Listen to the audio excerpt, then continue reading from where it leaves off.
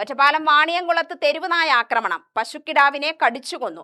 മറ്റൊരു പശുവിനെ ഗുരുതരമായി കടിച്ചു പരിക്കേൽപ്പിച്ചു. എടക്കോട് പനയൂർ സ്വദേശിയുടെ പശുക്കിടാവിനെയാണ് തെരുവുനായ കടിച്ചു കൊന്നത്.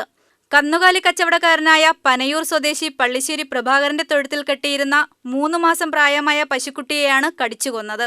വിൽപ്പനയ്ക്കായി 3 ദിവസം മുൻപ് തമിഴ്നാട്ടിൽ നിന്നും എത്തിച്ചതായിരുന്നു.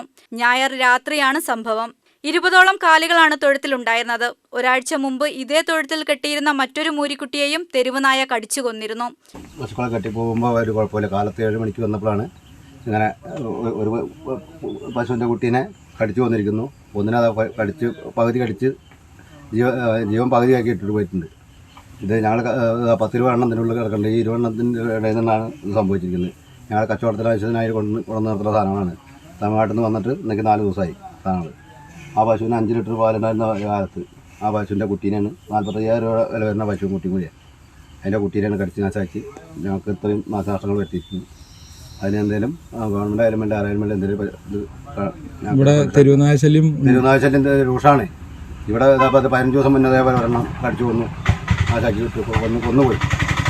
15 ദിവസം മുന്നേ പ്രദേശത്തെ തെരുവുനായ ശല്യം രൂക്ഷമാണെന്ന് വ്യാപക പരാതിയുണ്ട്.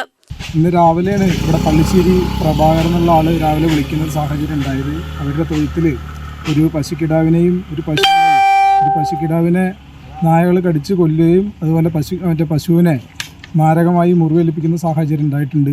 നമ്മുടെ വാർഡിൽ തെരുവുനായ ശല്യം വലിയ രൂപത്തിൽ ആളുകൾക്ക് പ്രയാസം ഉണ്ടാകുന്ന തരത്തിൽ ഉണ്ടായി വരുന്നുണ്ട്.